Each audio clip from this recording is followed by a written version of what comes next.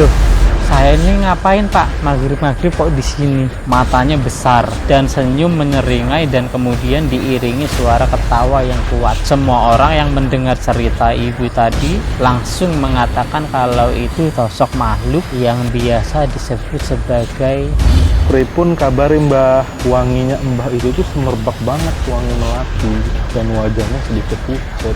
Dan betapa kagetnya gua bahwa menurut keterangan warga sekitar, Mbah itu sudah meninggal dunia seminggu yang lalu.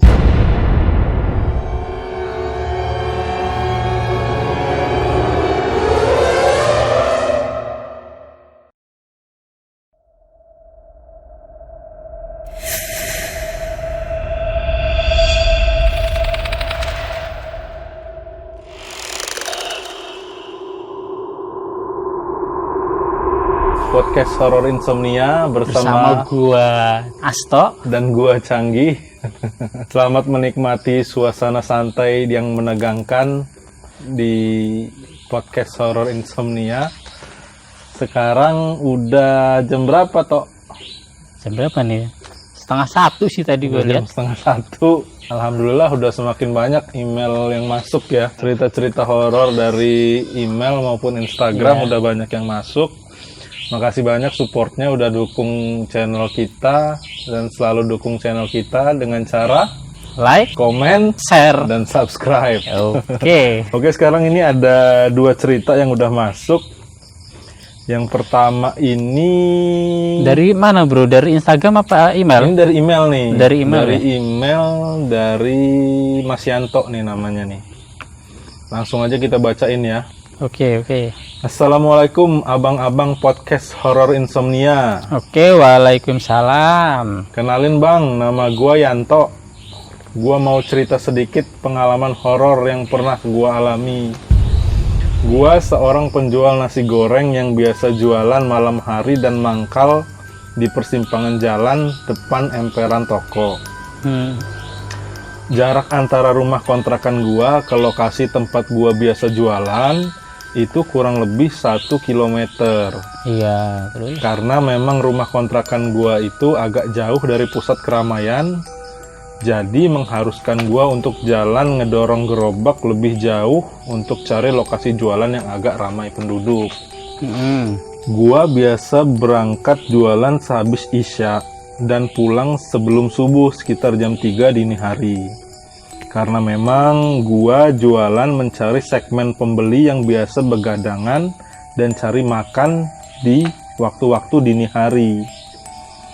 Gua agak menyelisihi waktu jualan pedagang-pedagang nasi goreng pada umumnya. Jadi gua jualan di waktu yang agak berbeda dari kebanyakan pedagang lain.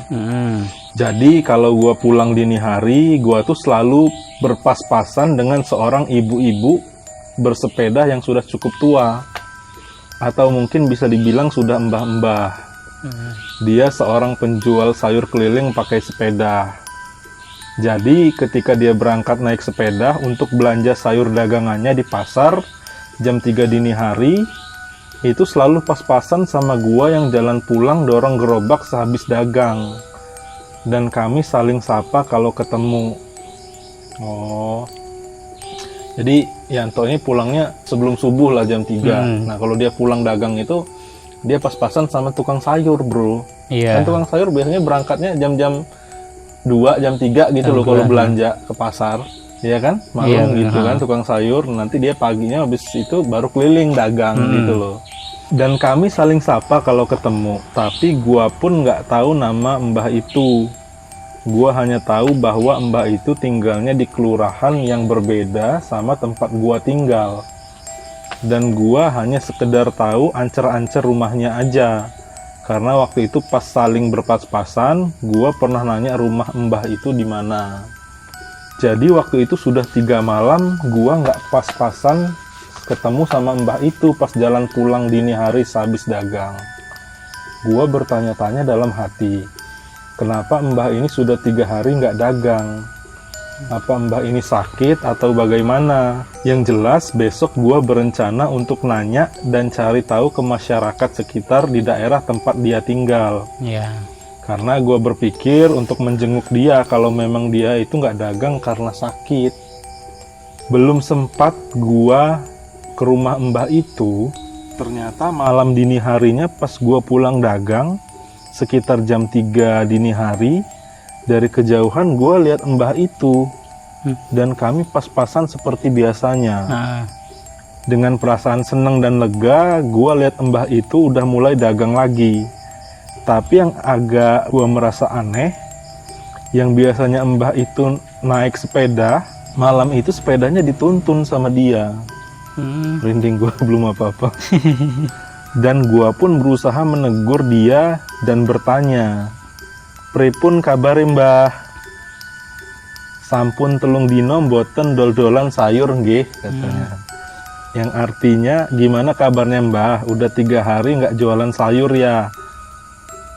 Nopo jenengan meriang? Apa sampean sakit gitu kan? Mboten le, kata mbah itu. Yang artinya, enggak nak, jawab mbah itu. Lah nopo kok sepedahe dituntun mbah? Tanya gua kembali.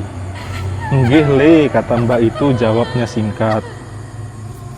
Tapi malam itu gue pas-pasan sama mbah itu, yang gue semakin ngerasa agak aneh itu pas dia lewat deket sama gue, wanginya mbah itu tuh semerbak banget, wangi melati. Padahal sebelum-sebelumnya mbah itu nggak pernah wangi-wangi kayak gitu. Dan ekspresi mukanya malam itu datar aja pas gue tegur. Dan wajahnya sedikit pucet. Gua. Karena gue lumayan capek habis dagang dan ngantuk banget, jadi gue terus aja jalan pengen cepet-cepet sampai rumah untuk istirahat. Dan gak terlalu menghiraukan dengan jawaban mbah itu yang singkat dan keadaan mbah itu yang sedikit aneh. Yang jelas gue seneng aja mbah itu udah dagang lagi dan gak sakit. Setelah malam itu gue gak ketemu dan pas-pasan lagi sama mbah itu. Sudah 2 malam ini gue pulang dagang, kembali lagi gue nggak ngeliat si mbah. Dan gue penasaran banget dengan mbah itu, sebenarnya apa yang terjadi. Apa dia sakit, apa dia memang sudah nggak dagang lagi karena sudah cukup tua.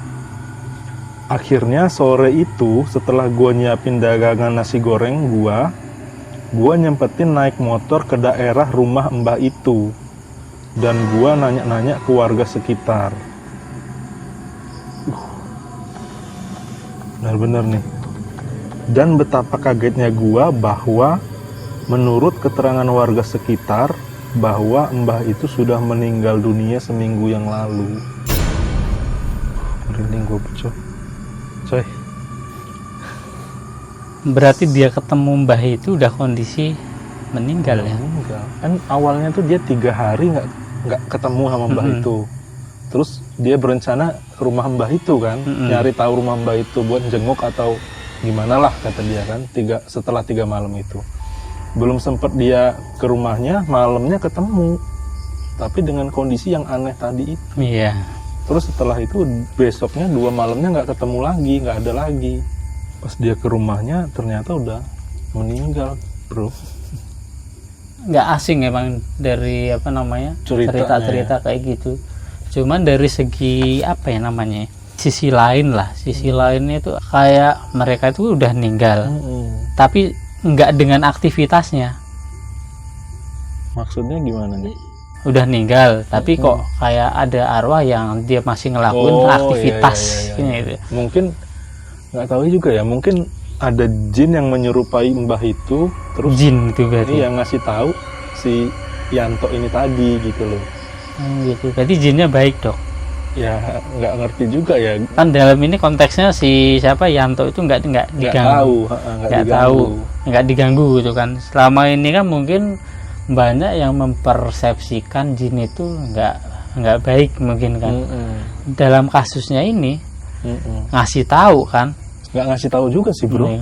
Dia cuman lewat gitu aja. Lewat, ya, seperti aktivitas mbah tadi itu gitu. Kalau menurut lu tuh itu jin ya? Ya, bukan arwah asli dari itu bukan ya? Kalau katanya nih ya, gua nggak tahu bener apa enggak, sebelum 7 hari apa 40 hari ya katanya arwah tuh masih aku pernah dengar masih di sekitar situ aja gitu kan. Nah, itu sosok jin apa bukan? Aku memang pernah dengar. Pernah dengar ya. Kalau memang begitu ya mungkin itu sosok mbah itu tadi juga gitu loh. Cuman di versi yang berbeda Ya. bisa jadi itu jin yang menyerupai mbah ya. itu gitu loh. Tapi dibilang kalau dari 40 hari belum ada kan? Belum ada. Baru juga seminggu kan? Baru seminggu yang lalu kan gitu. Iya. Makanya aku suka bertanya-tanya sih, kayak banyak sih dapat cerita kayak gitu, termasuk ya? ada di filmin itu juga kan. Orang udah meninggal tapi nggak dengan aktivitasnya. Iya. Jadi kapan orang lain yang ketemu sama dia, ternyata ya taunya dia masih hidup. Kok bisa ya gitu loh. Orangnya udah meninggal tapi rutinitasnya masih jalan. Ya itu tadi mungkin jin yang menyerupai, atau kalau memang betul yang katanya 40 hari atau 7 hari masih ada gitu gentayangan, ya mungkin bisa jadi itu juga gitu loh. Cuman yang jelas yang ditemuin Yanto ini kan sosok makhluk, bukan manusia gitu loh bro. Oke, ya udah ya Bang, segitu dulu cerita yang bisa gua bagi ke podcast Horror Insomnia. Oke, makasih banget Mas Yanto udah gabung di channel kita. Next, silakan kalau punya cerita-cerita kisah nyata horor dari temennya, dari keluarganya, bisa di email lagi ke kita. Makasih banyak. Oke, kita lanjut di cerita kedua. Kiriman dari siapa ini? Ini masih dari email ya bro? Masih dari email itu. Oke, langsung aja kita bacain. Malam Mas Astol dan Mas Canggih. Malam juga. Saya mau cerita kisah horor yang terjadi sama tetangga saya di kampung nih Mas. Dan cerita ini sudah lumayan jadi buah bibir di kampung itu. Untuk privasi dan mempersingkat durasi, saya nggak nyebutin nama orang dan nama daerahnya ya Mas. Jadi ceritanya di kampung itu mayoritas penduduknya adalah bertani dan berkebun. Otomatis masih banyak ladang, sawah, dan juga ada kali di situ. Masih banyak semacam semak-semak belukar yang banyak ditumbuhi sama tumbuh-tumbuhan hutan dan tanaman-tanaman hias.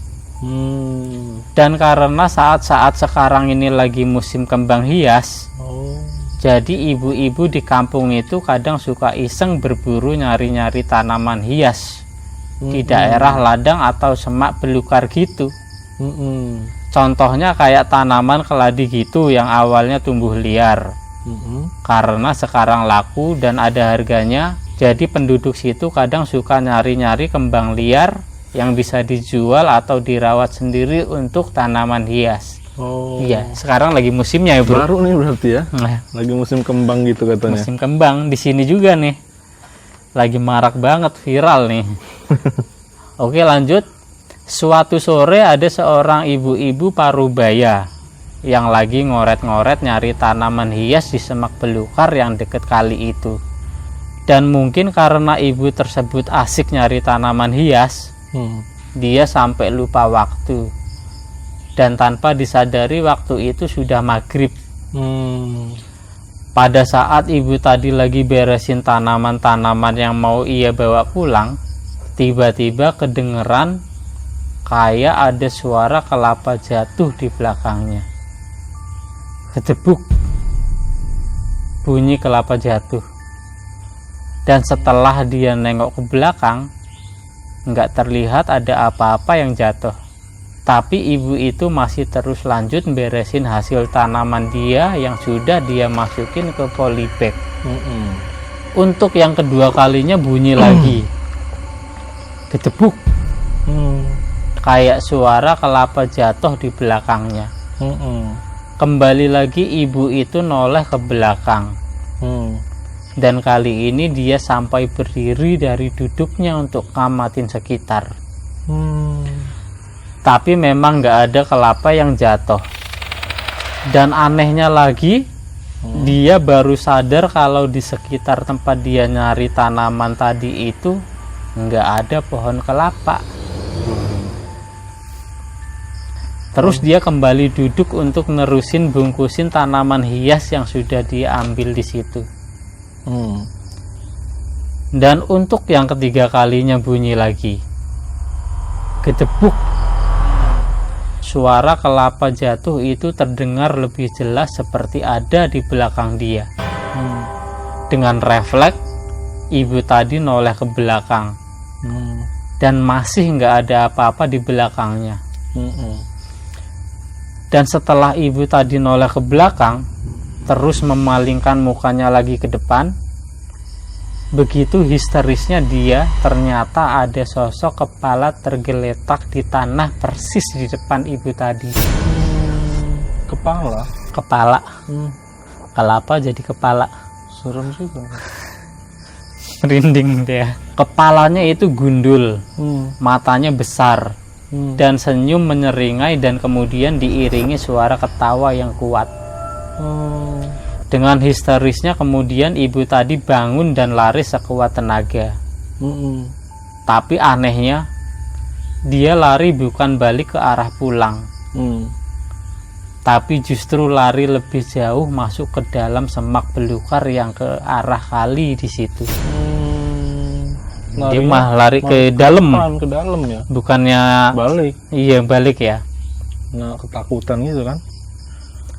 Dan walaupun dia sudah lari menjauh dari sosok kepala tadi, tapi suara ketawanya masih terus ngikutin kemana dia lari. Idih, serem ya. Anjir, paling nggak tenang gitu kalau ya? gue ngalamin kayak gitu. Iyalah. Udah lari-lari, Suaranya masih ngikut ada. terus. Merinding. Merinding emang.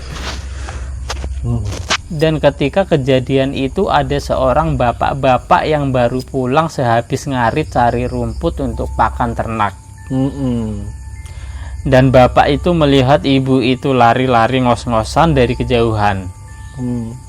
Dan anehnya lagi ibu itu larinya itu cuma muter-muter bolak-balik aja di sekitar deket kali itu. Oh, kayak orang linglung ya. Iya, Muter-muter aja. ya. Berarti kerasaannya ibunya tuh dia ngerasa dia udah lari terus gitu mungkin ya, dan kayak nggak sadarkan diri gitu larinya, semacam kayak orang sawan. Nah, iya. Karena bapak ini ngelihat tingkah yang aneh sama ibu tadi, bapak itu berusaha manggilin ibu itu, tapi ibu itu seperti nggak denger dan masih terus lari-lari bolak-balik aja di situ. Berarti ibu itu secara nggak langsung mungkin udah dibuat nggak sadar diri ya? Sadar, iya.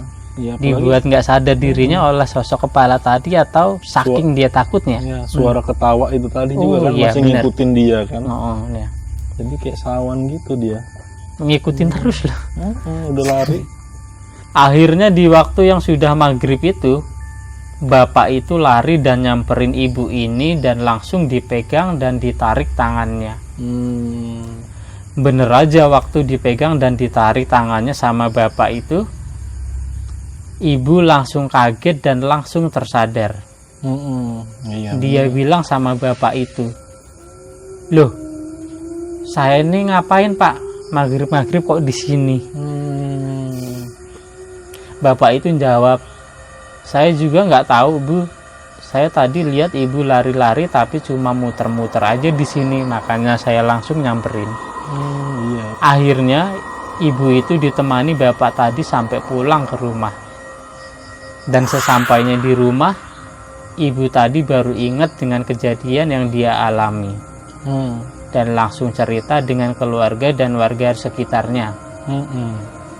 Dan semua orang yang mendengar cerita ibu tadi langsung mengatakan kalau itu tadi sosok makhluk yang biasa disebut sebagai gundul meringis. Namanya aja udah serem ya. Gundul meringis. Maghrib-maghrib. Lu pernah tahu nih? Pernah denger kayaknya dulu denger gua ya? waktu kecil ya. Iya. Katanya iya ding, iya pernah. Katanya kalau ada bunyi kelapa jatuh tuh jangan disamperin gitu loh. Iya. Nah, itu Iya kan? aja di kepala. Gitu kan. Oh, namanya gundul meringis ya. Dulu gue cuma sekedar taunya dari cerita kepala jatuh, awas itu kepala itu. Tapi nggak pernah orang nyebutinnya gundul meringis. Jadi gitu ya sebutannya. Iya, ini gundul Baru meringis tahu karena dia menyeringai itu tadi kali Iya, ya. menyeringai. Oke, segitu dulu ya Mas Sanggi dan Mas Asto ceritanya. Sukses podcast Horor Insomnia. Oke, makasih banyak buat siapa ini tadi. Dia nggak nyebutin nama ya, Nyebutin untuk nama. privasi ya. Privasi. Gue yang paling nggak bikin nyaman ya, suara itu terngiang-ngiang walaupun kita lari. Itu paling nggak nyaman. Tapi kalau dari segi histori menurut lo, gundul meringis itu tercipta karena apa, bro? Sosok orang yang tadinya dibunuh dengan cara dipenggal kah? Atau gimana? Ya kayak mana ya? Kalau menurut lo, Kalau menurut dari gua segi logika aja lah. ya mungkin bisa jadi latar belakangnya kayak gitu awalnya. Iya, latar penggal ya. belakangnya. Ya kayak hantu jeruk purut gitu kan. Ya, yang Dia benar. kan palanya palanya megang dipegang, kepala ya. kan gitu kan, jeruk purut kan. Cuman ini bedanya mungkin ya versi lainnya versi ya. lainnya. Terus Dia menyerupai kelapa. atau mungkin ya kayak sosok tuyul gitu, cuman ini kepala doang gitu loh. Iya. Jadi sosok itu tuh bikin sawan sama bikin linglung. Mm-mm. Jadi nggak sadar diri bu Iya, nggak tadi sadar kan. diri. Jadi dia lari-lari muter-muter gitu Muter situ aja kan, Nggak, ya. ini terus nggak sadar juga gitu loh. Lebih ekstrim kalau menurut gua. Karena bikin sawan itu tadi ya. Gue baru tahu, bro, kalau namanya itu ternyata gundul meringis. Kayaknya itu banyak di itu deh, di kampung-kampung gitu. Ceritanya berkembangnya itu di daerah gitu. Zaman kecil dulu emang sering sih Sering kayak ya. gitu. Mitos-mitos Lagi- kayak gitu ya. Jalan kan sama teman-teman ramean gitu, tempat sepi, tahu-tahu ya emang ada suara kayak gitu, ketepuk. Hmm.